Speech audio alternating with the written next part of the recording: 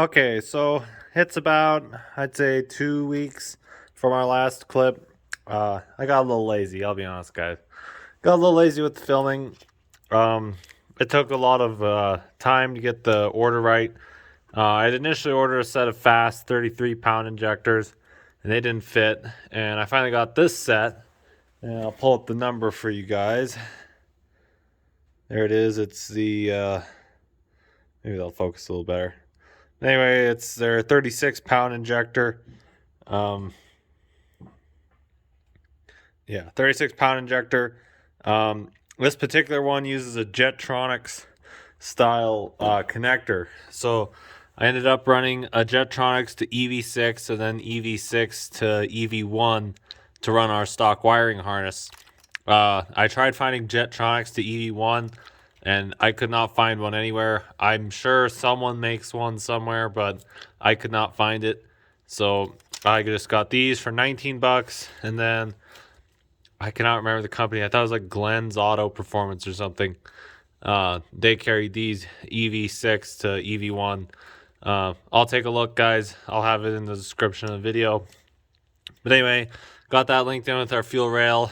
We're on a 6, I think it's an 8AN to a 6AN fitting. Well, it's not an 8AN. It's an 8, but it's a O-ringed fitting down to a 6AN. So today we're going to be getting our AN style fittings linked up to our quick connect. We've got our 3/8 from the tank, which is our pressure side from the pump. And then we've got our return, which is a 5/16. So I bought this kit on eBay. It's rated for E85. I just saw a story on the news about how they're going to be turning up the ethanol to E15 or something. Not sure if it's actually going to happen, but in any case, we have fuel line now that can handle E85. So we'll be fine there. Obviously, I don't think these lines back here can handle it. And we're not planning to run E85 on this, but we want our injector side, everything here to be able to handle it. So I went on eBay, got this fuel kit. I think it was like 50 bucks. Came with multiple fittings. Has the red and blue fittings. And then I got this specific one. It's a 3/8 Chevrolet GM Quick Connect 2/6AN style fitting. So what I'm going to do, and I wish I'd brought my paper out. I may grab it for another section. But basically, we have feed. Imagine each rail being here and here with the intake manifold sitting in. We've got a hose running from here to here. Off this Y block, we're going to feed our pressure into the fuel rails. It's going to feed into both rails. That's going to come out the back. We've got a 90 degree that I've already mounted. 90 degree elbow 6AN fitting. Then we run that hose to here. This hose is going to connect to this 90 off the other fuel rail. They're both going to come out and then go through this pressure regulator. This pressure regulator is set, I believe, at 48 psi or 50 psi. We can turn it up. It's adjustable from 37 to 100. So we're going to set it to, I believe, 55 psi, but I got to check those injectors again, see what they want. So it's adjustable though. It's just an Allen key, then a bolt there, so we can adjust that. We've got our gauge, so we can adjust that. I'm not sure what our pump will put out. We may be limited by our pump, and we may end up having to get a different pump. But it'll then come off of the back of this, or it'll go through here, feed into here. The pressure regulator will keep it whatever PSI we set at. Then from this side, we're going to go out to another hose, and it'll meet up with this, and then this will be our 5/16 inch General Motors Quick Connect, and this will go back to the return to the tank. So I hope that all makes sense. I've got a piece of paper more accurately showing how that's all going to work, and I can grab that in a later segment of the video, but for now that's pretty much it. So I'm going to get everything laid out, all our hoses cut to length, and we'll get started on that. All right, so what I did, I got everything put together and cut to length. This is going to be the feed, so it's going to come off our fuel pump in the tank, feed into here, split off into these two. These are going to feed each of the rails. It's going to go through the rails and then over into our return setup. This will be right side rail. This will be left side rail. The hoses haven't flexed to where they're going to be.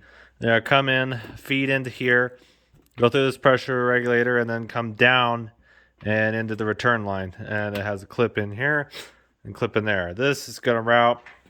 I'll show you guys. It's going to sit up here on the front.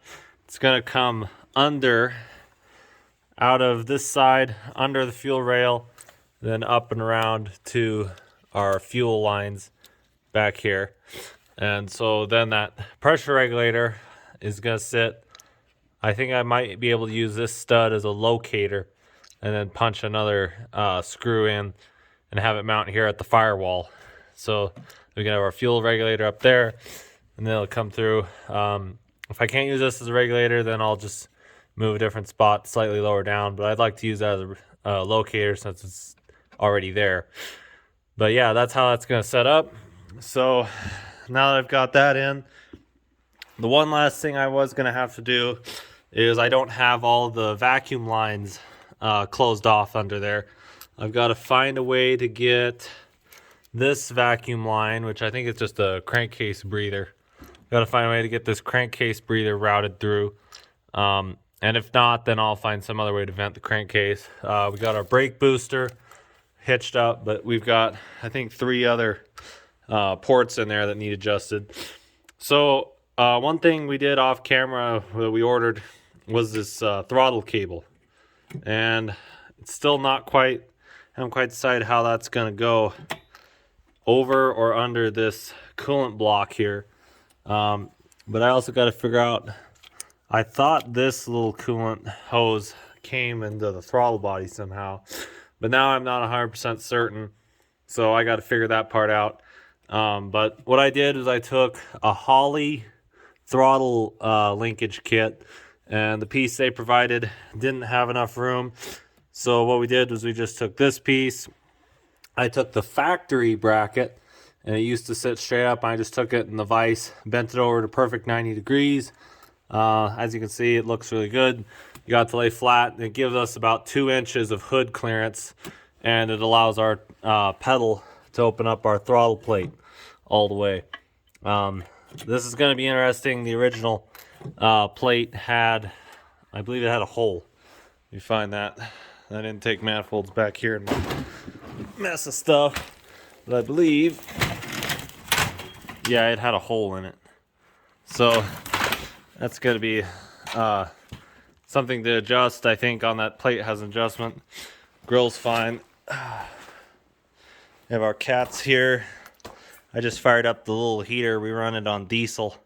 In this shop, I mean, we got holes and cracks and gaps everywhere in the shop. So, I mean, it's not gonna choke us out with carbon monoxide. We got holes everywhere. So, where was I? Oh yes. So I got the belts in. I'd been missing a tensioner, and I found that it was on the old water pump.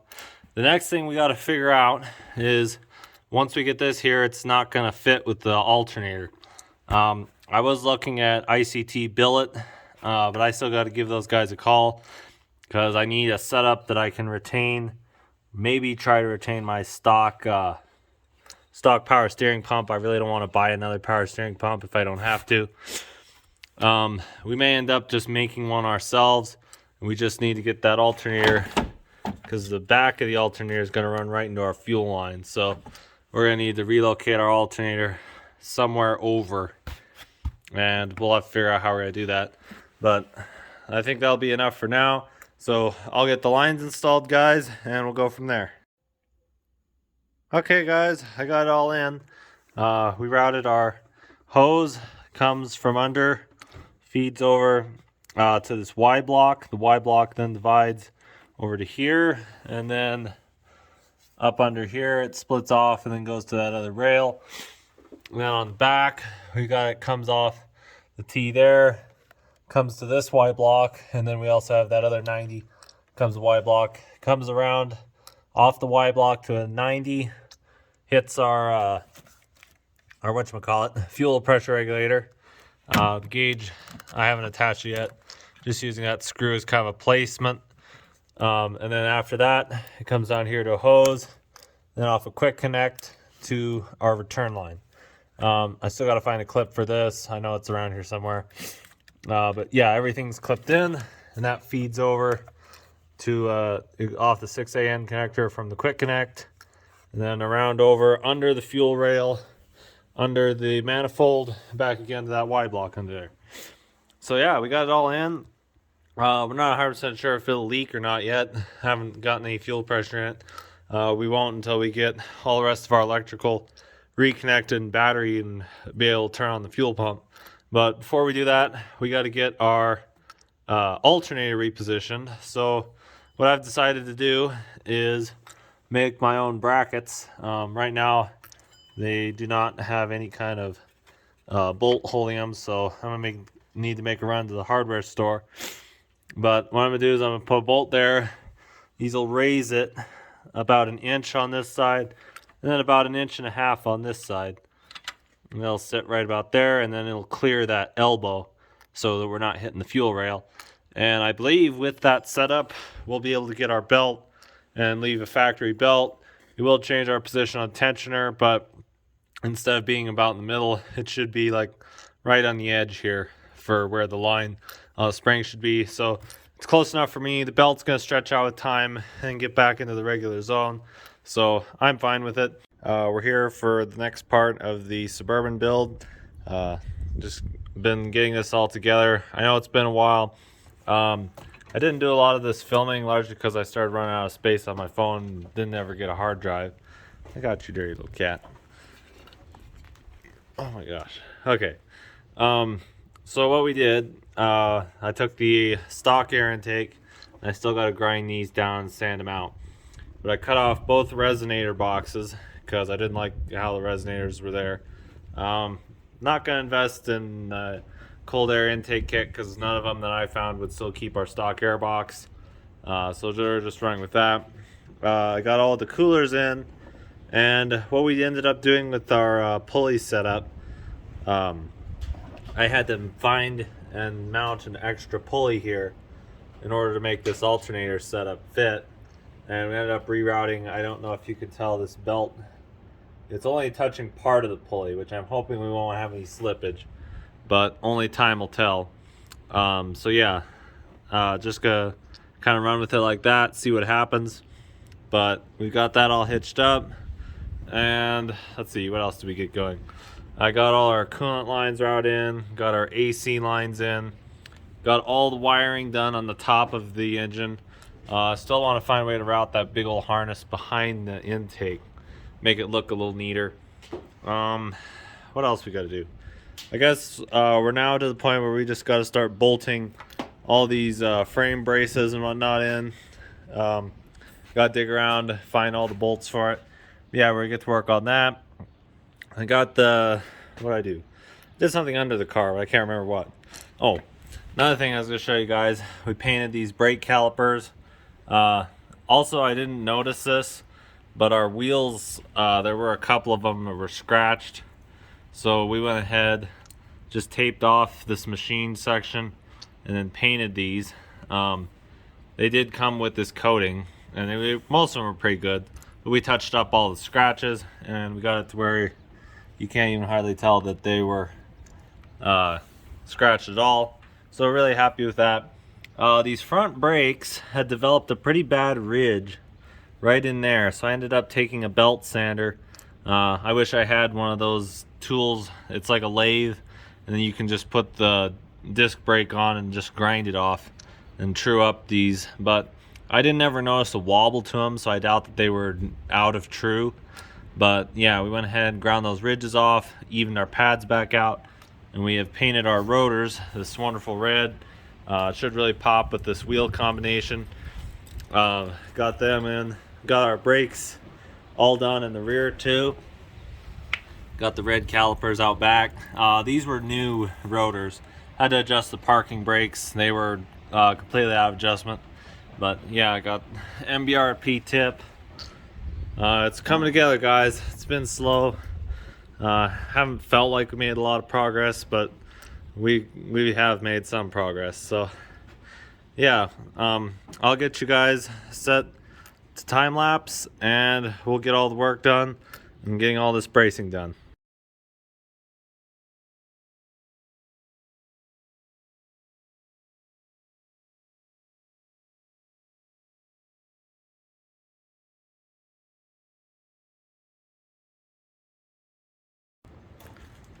Okay, guys, we got the front end together.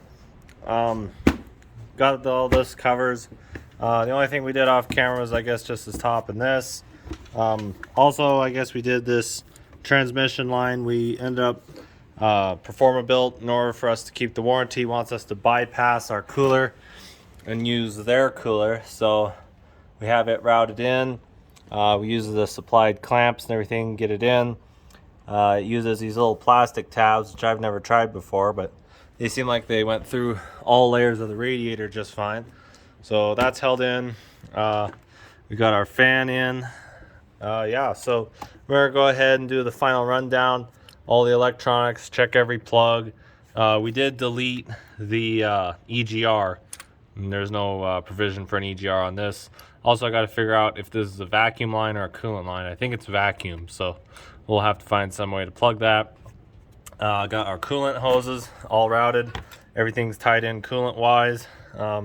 Checked all the connections. Haven't filled it with coolant yet. We're gonna try power first. Once we get our connections plugged in, we're just gonna try plugging in the battery and then seeing if there's any codes. I'm not gonna crank it. Just gonna get power fed through and see if there's any connections that are loose. I can go through with our scan tool and find out which ones are connected and which ones are not. And then we will fill it with, well, if nothing happens, then we'll fill it with coolant and then check for leaks. And yeah, then we'll be ready to break out the old laptop and HP tuners and see if we can get an initial tune on it. So we'll see you then. So now, guys, we're just loading in the battery. Got all our connections checked. It's a little tight there. Here, lift it up. Oh, that's where that one goes. Just try that. I'll say we have one bolt. I could not find where it went to, and that's where it goes. It's that little strap brace there. All right, so we got that in. And I can slide this over. I'll go grab that strap brace and we'll get this connected. All right, so now the moment of truth. We'll throw the positive side on first. It's kind of pinned in back here.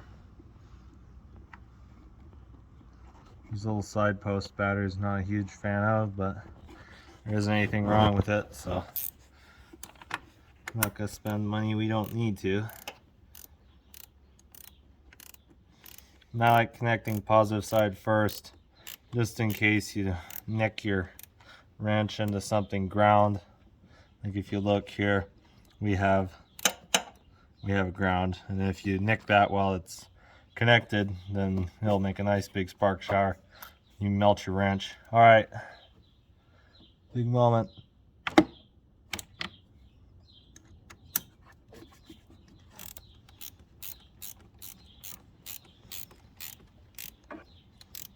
Well, nothing blew up yet.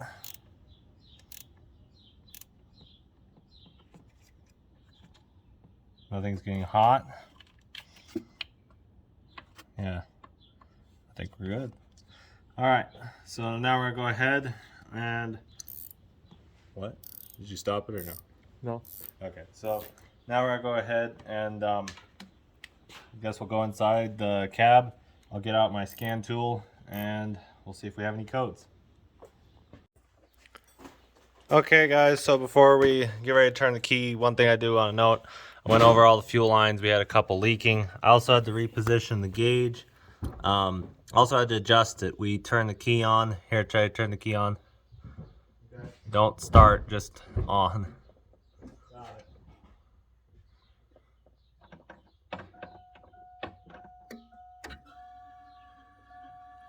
So yeah, we got 50 PSI. At least that's what our gauge says. So we should be good to go. We're gonna go ahead and I'll cap off this little guy here. We're gonna fill it up for coolant, check for leaks, and we tried to get I checked for codes, but I could not get the cord to plug into the tuner or anything. So we're gonna try to see if it'll start. It wasn't throwing codes. It acts like it's talking to the injectors. So yeah, we'll throw some coolant in and see if it'll start.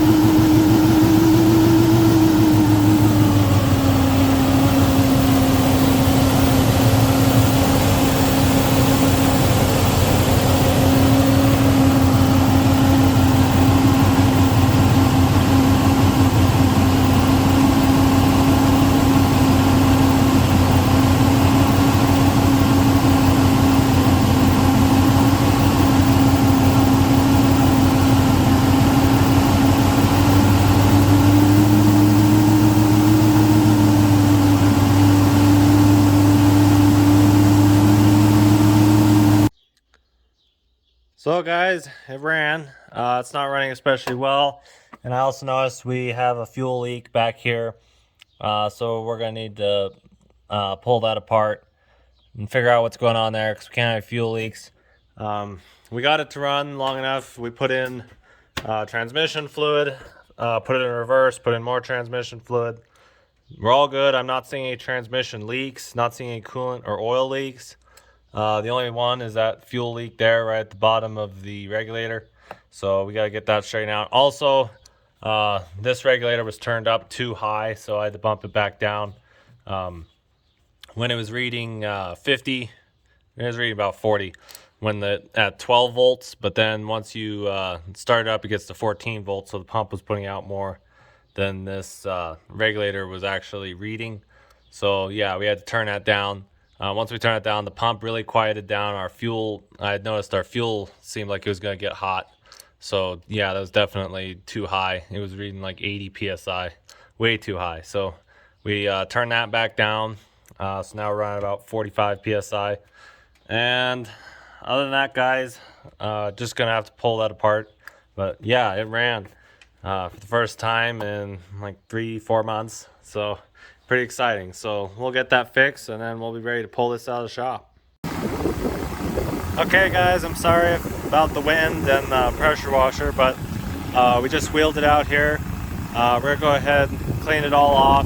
Got the fuel leak fixed, pressure regulator adjusted. We had to bleed out the brakes. They're still a little spongy, so I got to figure that out. It seems like we have enough vacuum for them to be working. It's not vacuum not boosting. But yeah, we're gonna go ahead and clean it off, guys, and get to work on getting the brakes to work, and then it'll be ready to tune, guys. So we'll see you then.